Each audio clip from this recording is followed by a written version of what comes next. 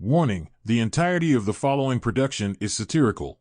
All jokes or criticisms directed at a certain group of Americans are meant solely for fun. Please do not take the following seriously, though it may include some subtle commentaries on the current state of the country.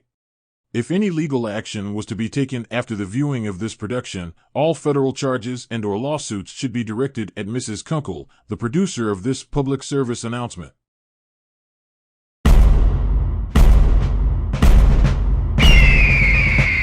You there. Yes, you.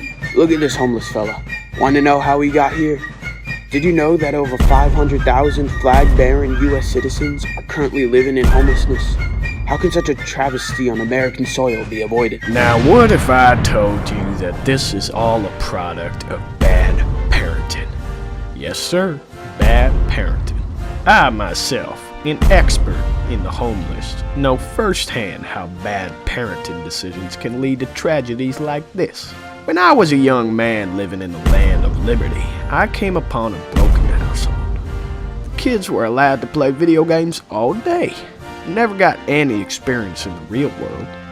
12 years later, I found the same family, this time living in the streets, foraging for food. That's truly a heartbreaking American story. How do you suggest the parents of our generation avoid such a fate? As my good America-loving, farm-tending, patriotic hero Ben Sassy once said, adolescence is a great thing, but we've made it too long.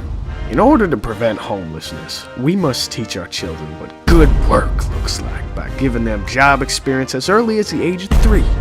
I suggest that all of you scum-sucking, pond-feeding mongrels that choose to let your children frolic around like little ponies send your kids off to the local ranch for some good old American tilling in the fields.